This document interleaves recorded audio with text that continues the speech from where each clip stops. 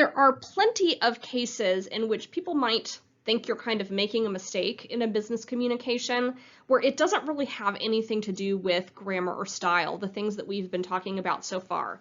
Rather, it's like a breach of politeness or kind of expected norms or something like that. The problem is that it's really rare to have somebody just explicitly teach you this stuff. It's something that a lot of people pick up just through trial and error. And unfortunately, that can be a really anxiety-producing process. And it's often fair to people who aren't part of or don't share the same home culture or linguistic tradition as the people who they are communicating with.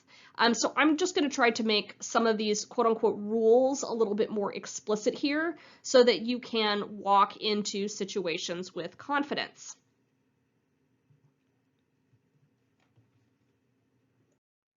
The first thing to keep in mind anytime you are in a business situation is that whether you're communicating with email or social media with somebody you don't know, you should start by keeping things pretty formal and then use the permissions offered by your interlocutor as signals that less formality is welcome.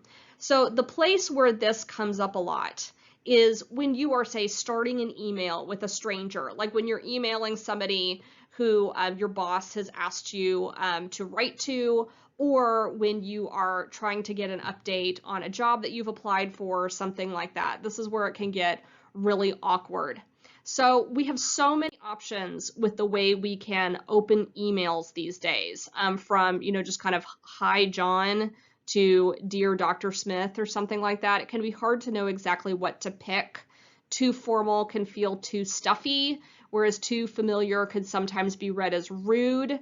So I'm just here to say that when in doubt, if this is your first time writing to a person, use dear and the most formal version of their name. So for most people, that's just going to be Mr. or Ms. But if you know that like that person has a doctoral degree, then doctor is always appropriate. And actually probably preferred.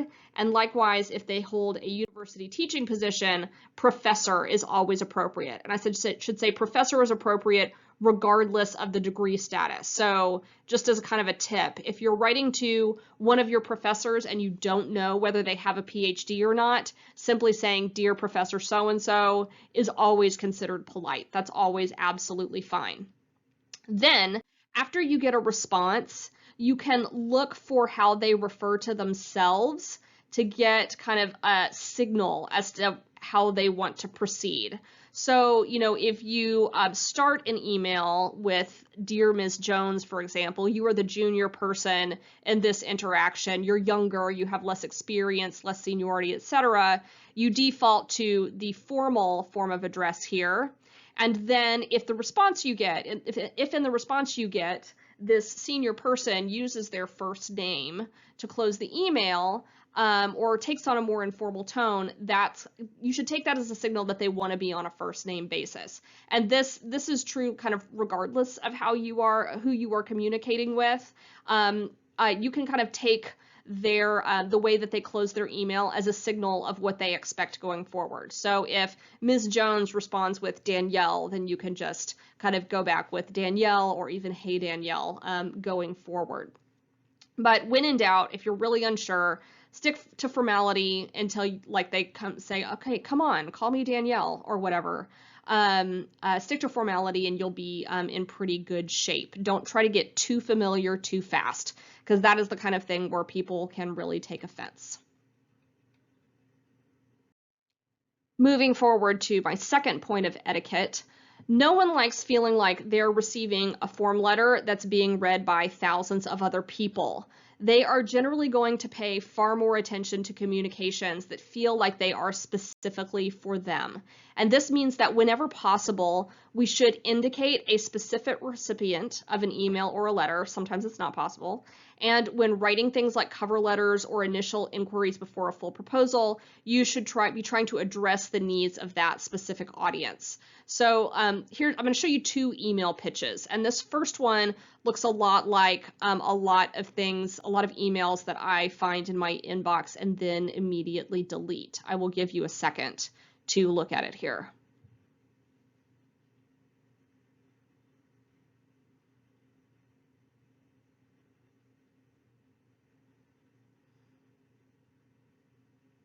Okay, so this email is basically fine in terms of grammar and style. The problem is that it sounds like the writer has no idea who is reading the email. It's directed to manager, and it doesn't describe any particular problem that the reader faces that the writer's project can solve. So again, like this is the kind of email that generally just gets deleted. Like it's not addressing anything that actually concerns the reader. It's not particularly helpful to them, so they are not going to want to read further. By contrast, take a look at this alternative. Still a sales email, still trying to pitch a particular product, but there's some key differences here. Could still get deleted, but it's a little bit less likely to get deleted than the previous message.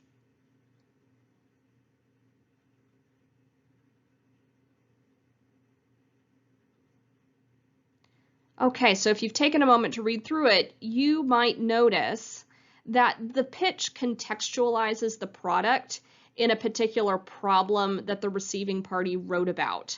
So this shows that the sender has not only researched their particular client, but that they have thought about the ways in which their product can specifically address the reader's problem. So this type of email is more personal.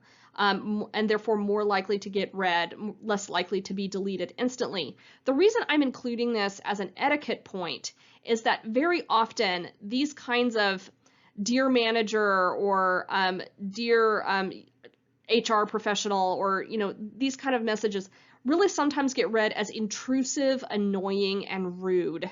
So if you want this person to like you, try to tailor what you are saying to their specific needs, or try to at least show that you understand who it is that you are writing for.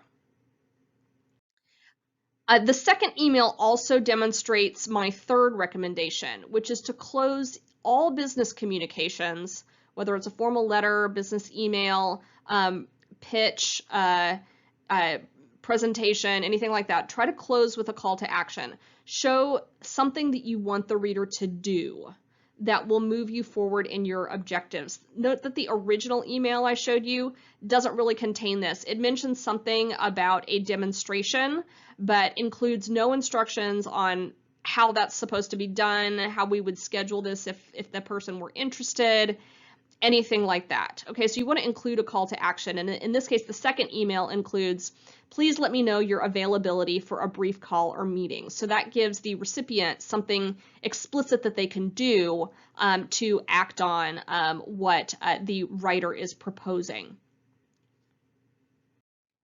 Additionally, you want to include contact info. I didn't make up contact info for that sample email, but you always want to indicate how that person can get in touch with you. I did include a phone number, but make it easy for that person to reach you. Otherwise, chances are they will not.